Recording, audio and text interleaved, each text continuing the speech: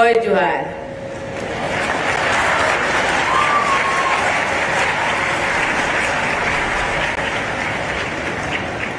महान राष्ट्रवादी विचारक एवं भारतीय राजनीति की सम्मानित विभूतियों में से एक पंडित दीनदयाल उपाध्याय जी के नाम पर स्थापित इस विश्वविद्यालय में आकर मुझे हार्दिक प्रसन्नता हो रही है। मैं आज उपाधि और पदक प्राप्त करने वाले सभी विद्यार्थियों को बहुत बहुत बधाई देती हूँ। मुझे ये देखकर अत्यंत प्रसन्नता हो रही है कि आज दिए गए स्वर्ण पदकों में से अधिकांश पदक बेटियों को मिले हैं।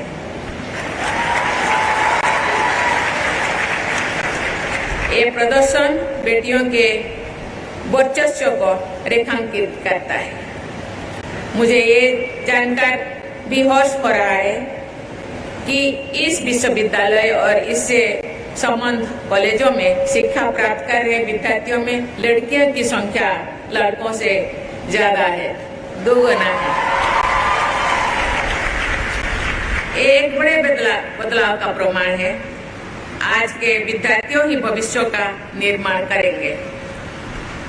2 दिनों के अपने इस छत्तीसगढ़ प्रवास के दौरान मुझे 2 इंजीनियरिंग और 2 मेडिकल संस्थानों के विद्यार्थी को संबोधित करने का अवसर मिला। इस दौरान उनके आत्मविश्वास तथा जीवन में आगे बढ़ने की उनकी ललक को मैंने महसूस किया।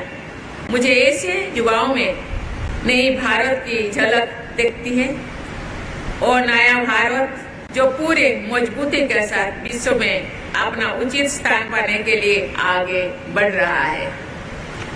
देवियों और स्वजन, छत्तीसगढ़ की अधिकांश जनता गांव में रहती है। उन लोगों तक उचित स्वास्थ्य सेवा पहुंचाना चुनौतीपूर्ण कार्य है। इस संदर्भ में पंडित दीनदयाल उपाध्याय स्मृति स्वास्थ्य विज्ञान एवं आयुष विश्वविद्यालय की महत्वपूर्ण भूमिका है। राज्य में चिकित्सा शिक्षण, प्रशिक्षण और शोध के बढ़ावा देने के लिए इस विश्वविद्यालय की स्थापना की गई है। क्षेत्रीय स्वास्थ्य समस्याओं का समाधान इस विश्वविद्यालय के प्रमुख लक्ष्यों में से एक है। ये प्रसन्नता की बात है कि विश्वविद्यालय और इससे संबंध कॉलेजों में आधुनिक चिकित्सा विज्ञान के साथ साथ आयुष प्रणालियों की शिक्षा भी दी जाती है। बहुत सारे कॉलेजों में नर्सिंग के कोर्स कराया जा रही है। इस प्रकार ये विश्वविद्यालय छत्तीसगढ़ में स्वास्थ्य कर्मियों की उपलब्धता बढ़ाने और गुणवत्तापूर्ण स्वास्थ्य सेवाएं पहुंचाने में महत्वपूर्ण भूमिका निभा रहे हैं। अभी भी मलेरिया, फाइलेरिया और टीबी जैसे संक्रामक बीमारियों का पूरी तरह से उन्मूलन नहीं हो रही है। भारत सरकार इन रोगों के उन्मूलन के लक्ष्यों के साथ आगे बढ़ रही है। अभी हाल ही में ट्रोकोमा नामक संक्रामक रोग जो अंधेपन का कारण बन जाता है को समाप्त करने में भारत ने सफलता प्राप्त की है। जनजातीय समाज में सिकल सेल एनीमिया एक बड़ी समस्या है। भारत सरकार राष्ट्रीय सिकल सेल एनीमिया उन्मूलन मिशन के तहत इस समस्या को दूर करने के लिए प्रयासरत है। मैं सरकार के इन सभी प्रयासों को आप लोगों के समक्ष इसीलिए रख रही हूँ क्योंकि स्वास्थ्य कर्मी ही अग्रिम पंक्ति के योद्धा है। आप सामान्य लोगों को स्वास्थ्य समस्याओं के बारे में जागरूक बना सकते हैं। उन्हें सरकार द्वारा किए जा रहे प्रयासों के अवगत करा सकते हैं। आप नीति निर्माताओं और सम्मान जनता के बीच सेतु का कार्य कर सकते हैं।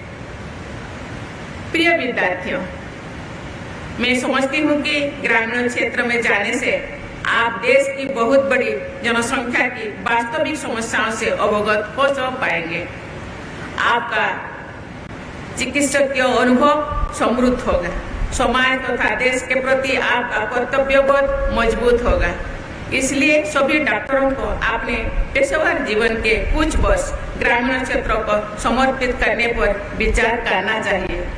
आप करेंगे ना? मैं चाहती हूँ कि सभी विद्यार्थियों को समय समय पर गांव के सामुदायिक स्वास्थ्य केंद्रों पर ले जाना चाहिए। शिक्षकों और डॉक्टरों के प्रति सम्मान की भावना का उपयोग लोगों को सामाजिक मुद्दों पर जागरूक बनाने के लिए किया जा सकता है।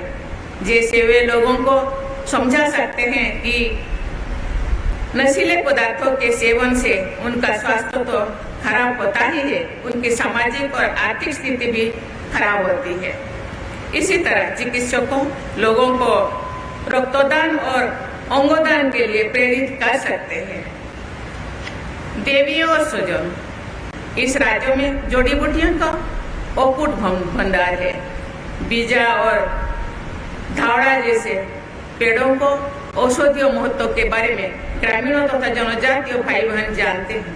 इस ज्ञान भंडार का डॉक्यूमेंटेशन और स्टैंडर्डाइजेशन करके उन्हें विलुप्त होने से बचाना जरूरी है।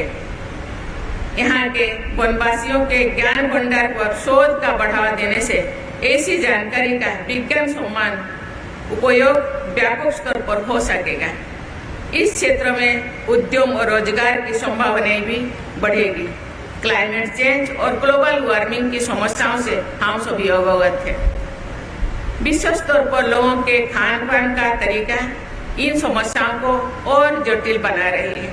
अभी हाल ही में प्रकाशित WWF की लिविंग प्लैनेट रिपोर्ट 2024 में भारत के फूड पैटर्न को बड़ी अर्थव्यवस्था में सबसे अधिक सस्टेनेबल माना गया है। ये हमारे पारंपरिक जीवन शैली में महत्ता को रेखांकित करता है, जिसकी शिक्षा हमें आयुर्वेद से मिलती है। निष्क्रिय जीवन शैली भी कोई बीमारियों का बढ़ावा दे रही है। ये बीमारियां हमारी चिकित्सा प्रणाली और अर्थव्यवस्था पर अनावश्यक दबाव डालती हैं। जागरूकता के द्वारा उनकी रोकथाम संभव है। इसके लिए योग और आयुर्वेद जैसी परंपरागत प्रणालियों कारगर है। प्रिय विद्यार्थियों, दीक्षांत समारोह का ये दिन आपके जीवन में एक महत्वपूर्ण मील का पत्थर है। इस सफलता में आपकी प्रतिभा, लगन और परिश्रम के साथ साथ आपके माता पिता, परिवारजनों, शिक्षकों के सहयोग और मार्गदर्शन का भी महत्वपूर्ण योगदान है। आपको उनका आभार व्यक्त करना चाहिए। आज का दिन खुशी पाने के साथ साथ अपने भविष्य के बारे में संकल्प लेने का अवसर भी है। आपको अपने भविष्य की रूपरेखा बनाते समय ये ध्यान रखना है कि आपकी इस शिक्षा में समाज का भी योगदान है। समाज ने आपकी शिक्षा में जो निवेश किया है वो समाज को लौटाना आपका दायित्व है। बस 2047 तक भारत को विकसित राष्ट्र बनाने में विकसित छत्तीसगढ़ का महत्वपूर्ण योगदान होगा।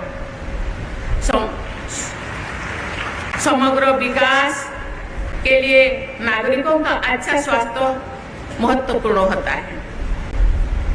अच्छा स्वास्थ्य लोगों की उत्पादकता और रचनात्मक को बढ़ाता है। इसीलिए छत्तीसगढ़ को विकसित बनाने में राज्यों के स्वास्थ्य कर्मियों की अहम भूमिका होगी। आप में से अधिकांश विद्यार्थी छत्तीसगढ़ के निवासी है। आपको स्थानीय समस्याओं की बेहतर समझ है। आप राज्यों की स्वास्थ्य समस्याओं पर रिसर्च करें, उनका समाधान खोजने का प्रयास करें। इस प्रयास से लेटेस्ट टेक्नोलॉजीज और एम्स रायपुर जैसे संस्थानों का सहयोग ले सकते हैं। आपके शोध से न केवल छत्तीसगढ़ बल्कि अन्य राज्य भी लाभान्वित होंगे। आपका भविष्य उज्जवल हो, इसी कामना के साथ मैं अपनी वाणी को विराम देती हूँ। बहुत बहुत धन्यवाद। जय हिंद, जय भारत।